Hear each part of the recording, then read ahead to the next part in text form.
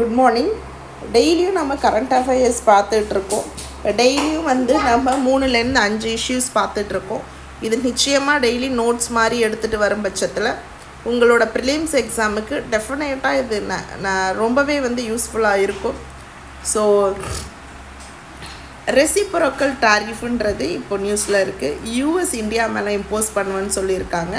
அதாவது US India நிறையா Levy பண்ணுது, அது என்ன ஹை லெவி பண்ணுது, அதுமாரி அன்ஃபேராக இருக்குது அப்படின்னு சொல்லியிருக்காங்க. அப்போது அதனால் இந்தியா மேலே அந்த யூஎஸில் உள்ள அந்த ரெசிப்ரோக்கல் டாரிஃப்னா என்னென்னா, அந்த கண்ட்ரியில் யூஎஸில் உள்ள கண்ட்ரியில் உள்ள டொமஸ்டிக் சப்ளையர்ஸ் அவங்கள சப்போர்ட் பண்ணுறதுக்காக அவங்களுக்காக கொடுக்கறது தான், அவங்கள ப்ரொடெக்ட் பண்ணுறதுக்காக கண்ட்ரி மேலே இம்போஸ் பண்ணுறது தான் reciprocal tariff. But India US trade பொறுத்த வரைக்கும் ரெக்கார்டு ஹை 2024 ட்ரேடு அதிகமாக இருக்குது. எக்ஸ்போர்ட்ஸும் பொறுத்த வரைக்கும் பார்த்திங்க அப்படின்னா 3.4% இன்க்ரீஸ் ஆகிருக்கு. மெயினாக நம்ம யூஎஸ்லேருந்து என்ன எக்ஸ்போர்ட் பண்ணுறோன்னா பெட்ரோலியம், கோல், பிரிகேட் and gas turbine. US India trade balance எப்படி இருக்குன்னா, யூஎஸ் இம்போர்ட் 4.5% இன்க்ரீஸ் ஆகிருக்கு. ஸோ ட்ரேட் சர்ப்ளஸ் இந்தியாவுக்கு ட்ரேட் சர்ப்ளஸ் இருக்குதுன்னு சொல்லலாம். அதே மாதிரி இந்தியா மெயினாக யூஎஸ்க்கு என்ன எக்ஸ்போர்ட் பண்ணதுன்னா engineering goods, electronic goods, gems and jewellery, pharma products and light crude oil and petroleum. அடுத்து Zelensky is ready for peace talks because of the mineral. So யுக்ரைனோட மினரல் வெல்த் பொறுத்த வரைக்கும் பர்டிகுலராக வேர்ல்டு எக்கனாமிக் ஃபோரம் என்ன சொல்கிறாங்கன்னா, கிட்டத்தட்ட 20,000 mineral deposits இருக்குது. அதில் 116 டைப் யுக்ரைனில் மட்டும் இருக்குது. அதாவது 15% யுக்ரைனில் இருக்குது அப்படின்னு சொல்லியிருக்காங்க. ஸோ யுக்ரைனை மினரல் டெபாசிட்ஸ் அதிகமாக இருக்கனால எக்கனாமிக்கலி பொட்டன்ஷியலான ஒரு இடமா இருக்குது. அது மட்டும் இல்லாமல் மினரல் வெல்த்து ஆப்வியஸாக ஜியோ பொலிட்டிக்கலாகவும் இம்பார்ட்டண்ட்டாகக்கூடியதுக்கு வழிவகுத்துக்குது. ஸோ நம்ம யுக்ரைனை பொறுத்த வரைக்கும் அன்டாப்டாக கிட்டத்தட்ட மோர் தென் டன்ஸ் ஆஃப் டன் அன்டாப்டாக லித்தியம் இருக்குது. ஸோ லித்தியம் இருக்கும்போது நமக்கு இப்போ வரக்கூடிய ஃபியூச்சர் ரினியூவபிள் எனர்ஜி எலக்ட்ரிக் வெஹிக்கிள்க்கெலாம் அது மெயினாக தேவைப்படும். ஸோ அதே மாதிரி அதர் கிரிட்டிக்கல் மினரல்ஸும் யுக்ரைனில் இருக்குதுன்னு சொல்கிறாங்க. அடுத்தது சுப்ரீம் கோர்ட் உத்தரகாண்டை என்ன கேட்டிருக்காங்கன்னா, கேம்பா ஃபண்டை மிஸ்யூஸ் பண்ணியிருக்கீங்க, அதுக்கான ரெஸ்பான்ஸை கொடுங்கன்னு கேட்குறாங்க.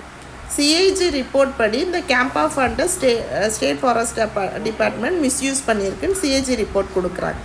ஸோ கேம்பாவோட பர்பஸ் என்ன, ஒரு இடத்துல மரத்தை வெட்டுறீங்க டெவலப்மெண்ட்னாக்காக அப்படின்ற பட்சத்தில் அந்த இடத்துல திரும்பி அஃபாரஸ்டேஷன் மரத்தை நடணும். அதுதான் அது லீகலாக பண்ணுறாங்க. So actually CAMPA supreme court 2002 establish பண்ணுறாங்க. நேஷ்னல் அட்வைசரி கவுன்சில் இருக்குது. அவங்க தான் இதுக்கு டெக்னிக்கல் அசிஸ்டன்ஸ், மானிட்டரிங், எவல்யூஷன் எல்லாமே பண்ணுறாங்க. மெயின் அப்ஜெக்டிவ் என்ன அப்படின்னா, அஃபாரஸ்டேஷனை ப்ரமோட் பண்ணணும், ரீஜென்ரேஷன் ஆக்டிவிட்டீஸ் இருக்கணும். ஸோ லீகல் ஃப்ரேம்வொர்க் என்னென்னா ஃபாரஸ்ட் கன்சர்வேஷன் ஆக்ட் 1980 கீழே இருக்குது. ஸோ அப்புறம் இந்த ஆக்ட் 2016 கொண்டு வந்திருக்காங்க. 90% ஸ்டேட்ஸுக்கும் 10% சென்டருக்கும் இருக்கும். ஃபண்ட் ஸ்ட்ரக்சர் பொறுத்த வரைக்கும் national CAF public account of இந்தியாவில் போகும். State CAMPA fund public account of each ஸ்டேட்டுக்கு போகும். இந்த பர்பஸ் பொறுத்த வரைக்கும் இந்த பர்பஸ் ஆக்சுவலி எதுக்காகனா காம்பன்சேட்டரி அஃபாரஸ்டேஷனுக்காக.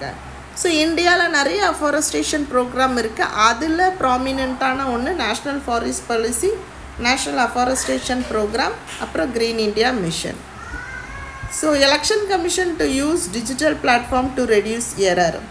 ஸோ டிஜிட்டல் லேர்னிங் இனிஷியேட்டிவை எலெக்ஷன் கமிஷன் கொண்டு வரணும்னு முடிவு பண்ணுறாங்க. எதுக்காகனா டிரான்ஸ்பரன்சியை இன்க்ரீஸ் பண்ணணும் அப்படிங்கிறதுக்காக. ஸோ இதில் எலெக்ஷன் கமிஷன் ஆஃப் இந்தியா ஒரு கான்ஸ்டியூஷனல் பாடி. கான்ஸ்டியூஷனில் ஆர்டிக்கல் 324 கீழே அவங்களுக்கு என்ன ரூல்ஸ் வேணும், ரெகுலேஷன் வேணுன்றதெல்லாம் அதில் இருக்கும், ஒர்க்கிங் இது எல்லாமே.